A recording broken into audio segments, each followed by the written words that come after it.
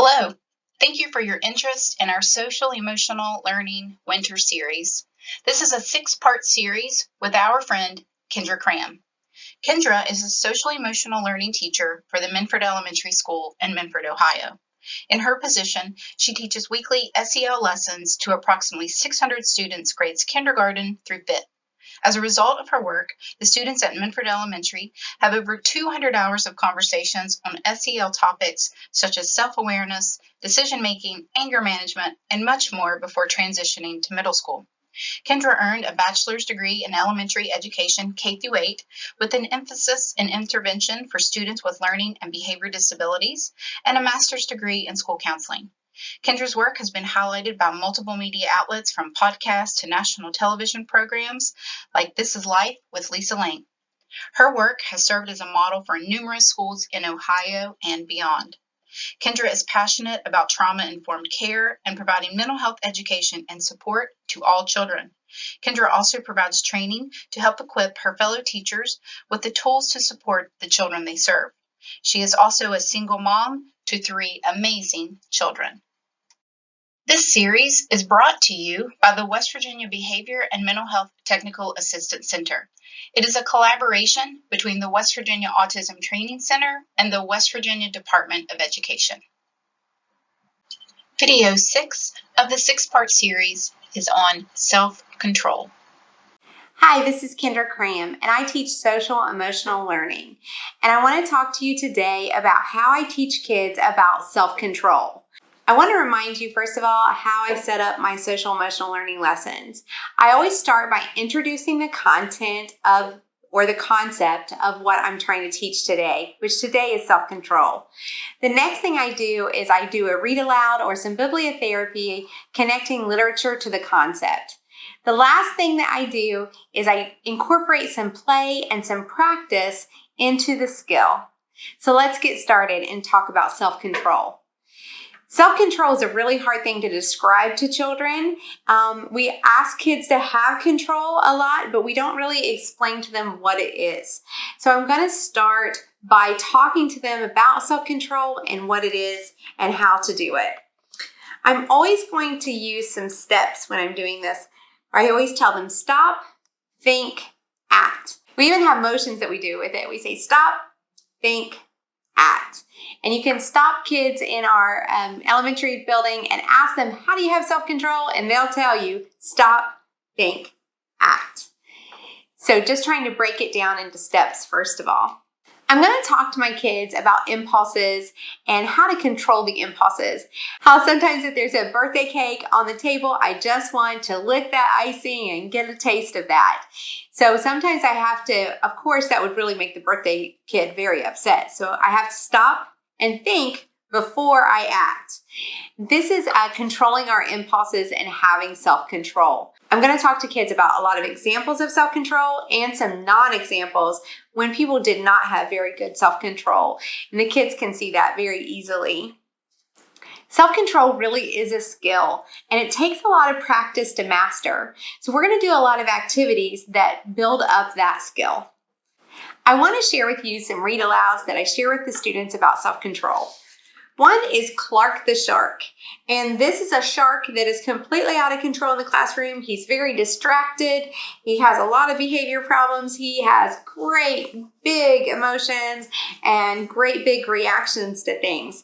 And throughout this story, Clark learns how to have some self-control and how to be a good student. This is a great one for the beginning of the school year.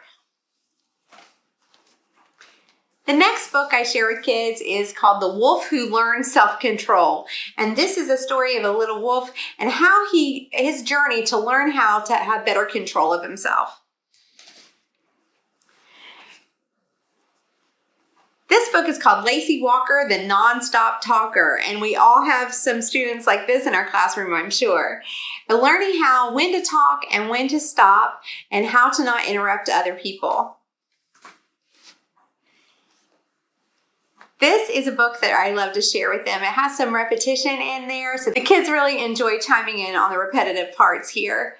It's called My Mouth is a Volcano by Julia Cook, and the kids really love this book. The next book I want to share with you is called Pause Power, Learning to Stay Calm When Your Buttons Get Pushed, How to Not Overreact to Things, which takes a lot of self-control. Another one I like to share is Puppy Mind, and how my mind just wanders off and how I can control that in order to stay focused. I want to share with you some of the play activities and practice activities because self-control takes a lot of practice. So here are some things that we do to practice self-control. The first one is bubbles. Who doesn't love bubbles? All the kids love them. The first thing that we do is we take the bubbles and we sit in a circle and take the bubbles, and the kids pop, pop, pop all the bubbles that they can. That is a lot of fun. The second time around the circle, I tell the kids, now I'm going to blow bubbles, but I don't want you to pop them.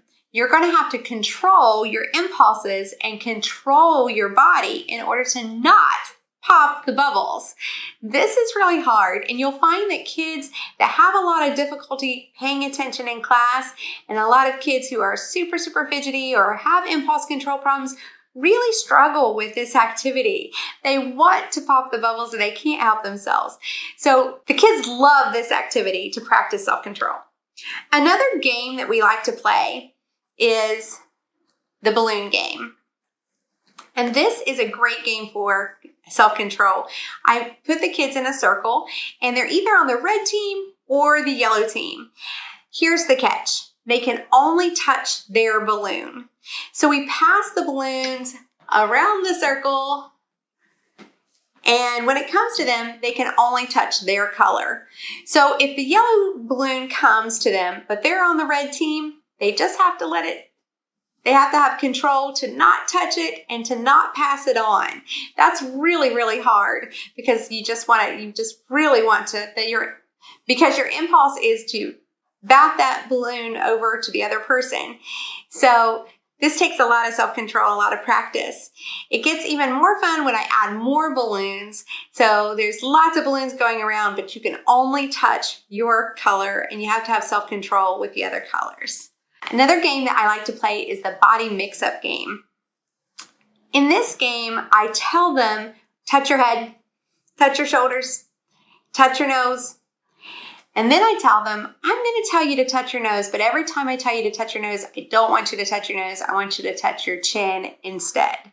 So they have to stop and think before they act.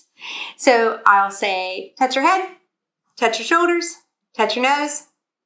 Instead of touching their nose, they had to touch their chin.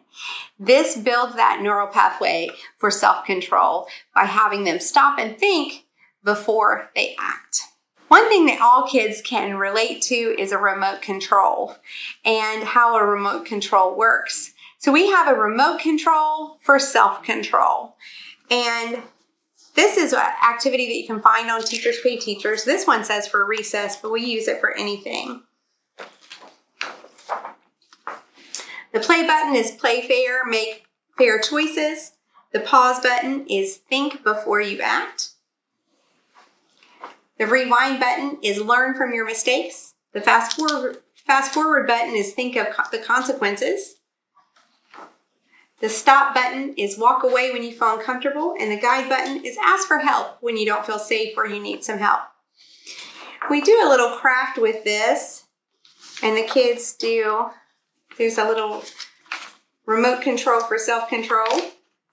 And you can find this on Teachers Pay Teachers as well. Then we do a movement game with a remote control for self-control and practice it with movement. So if I say play, we walk normally. If I say rewind, we walk backwards. Fast forward, we do a little jog. Ask for help, we sit down and raise our hand. Pause, we freeze. And stop, we sit down on the ground. So we do a little movement activity with the remote control for self-control. Another game that we like to play is think or say. We do this with partners, and there's all these different scenarios, like you really like your friend's pink shirt, or your mom works hard on dinner, but it tastes bad. Is that something we just think, Or is that something that we say? So Think or Say is a game about controlling what we say and what comes out of our mouth, what we should just think in our heads, and what it's okay to say. A little craft that we like to do for stop, think, and act is a traffic light. It says, stop what you're doing, think about your choices, and then choose the best action. So we're doing all kinds of things to reinforce this stop, think, act. Another game that we play for self-control is Ready, Set, Wiggle. And Ready, Set, Wiggle is something I do with younger children to stop and think before we act. So I'll say, ready, set, pickle, and we can't move. But ready, set, wiggle, and we dance it out. So learning to stop and think before we take action and practicing that through play. So when you want to teach self-control in your classroom, you want to start by teaching your kids stop, think, act. Then you want to do a lot of activities that are practicing self-control and having the kids where they have to stop before they act on their impulses. You can do some things and incorporate this in your classroom by saying, can you show me self-control right now? Can everyone show me self-control right now? Or let's review self-control. Remember, it's stop, think, act. Can you try that again? Or I just saw Johnny using self-control. Everybody give him a high five. So talking about self-control a lot after the lesson will help reinforce this concept. Thanks for talking with me today. See you next time. For additional resources, please visit the West Virginia Early Childhood Positive Behavior Interventions and Supports website at www.wvecpbis.org.